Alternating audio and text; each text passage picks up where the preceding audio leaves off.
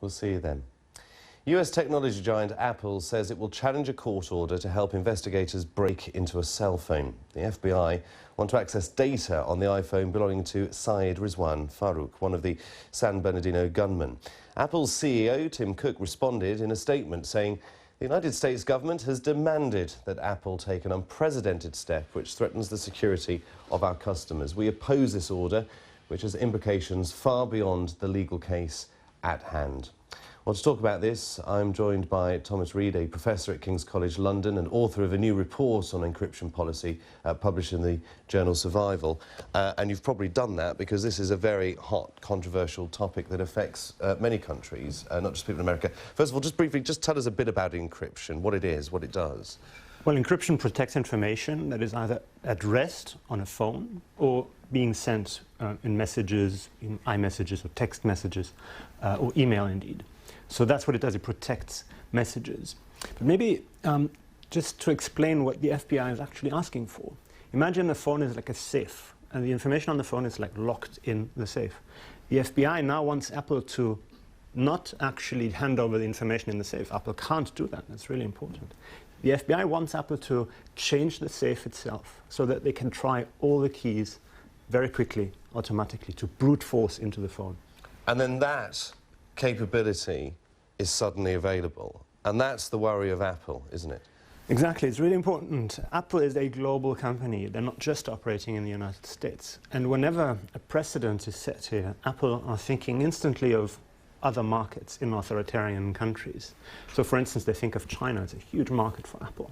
And if the FBI is setting a precedent to break into a phone in the United States, they're really concerned about other countries saying, well, now help us with, X number of phones as well. Because there'll be people watching who will be concerned that their calls and their texts are being monitored or could be accessed or the data could be accessed. But will also feel at the same time that, hang on a minute, this is somebody who killed people. This is somebody who carried out a terrorist act. So be it. Yes, and we're facing a dilemma as a society. And Apple, Tim Cook, have asked for a conversation, for a serious conversation, because we have to decide collectively as a society whether we want to have everybody's iPhone safe or everybody's phone, not just iPhone safe. They're not going to be, the safe as you called it on the phone, isn't going to be requested by any government or police agency unless you've carried out a criminal act. Yes, but as soon as we set one precedent, you can break into this phone, you can break into all phones. So it's not, you can't just say, okay, let's make an exception in this case.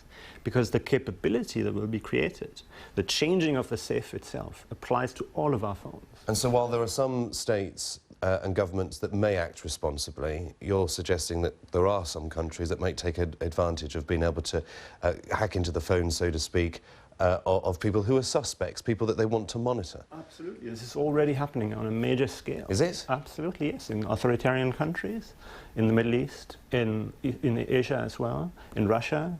So dissidents, people who are just expressing an opinion, for instance, or have conversations about their sexual orientations, which may be illegal in some countries, they rightly need protection of encryption. How much protection have we got right now? If I send you a text now, is it only going to be you that sees that unless you show it to someone?